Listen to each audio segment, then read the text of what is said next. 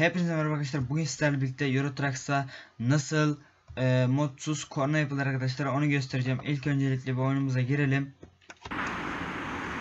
Ben arkadaşlar daha demin yapmıştım ama sizin için bir daha yapıyorum. Servise girip arkadaşlar parçalara tıklıyoruz. Pardon, parçaya tıklıyoruz arkadaşlar. Ondan sonra şuraya geliyoruz. Buradan arkadaşlar hangi kornayı yapmak istiyorsanız arkadaşlar onu seçiyorsunuz. Ben arkadaşlar şunu bir seçeyim.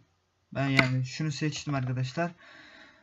Siparişi önerdiyorsunuz arkadaşlar ve çıkıyorsunuz. Çıktıktan sonra arkadaşlar tamam, şimdi arkadaşlar biz bu kornayı yaptık, yani taktık ama nasıl çalışacak?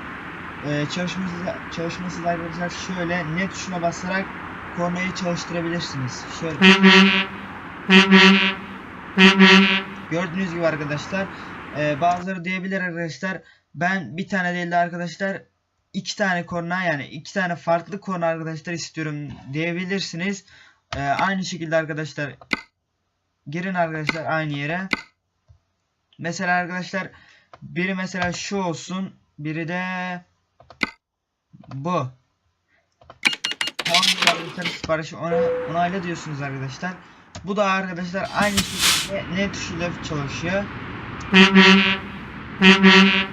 Aynı konu galiba aynı ya. Şunu ben bir bakayım da. Evet. Hangisi? Bakayım. Tamam. Sondakiymiş arkadaşlar. Şunu o zaman hemen aktif edelim. Tamamdır arkadaşlar. Şimdi bir bakalım isterseniz. Gördüğünüz gibi arkadaşlar iki farklı korna çalıyor arkadaşlar. Arkadaşlar bir de bu videoda arkadaşlar bu kadardı. Beğendiyseniz beğenmeyi, abone olmadıysanız da abone olmayı unutmayın arkadaşlar. Bir dahaki videoda görüşmek üzere. Hoşça kalın.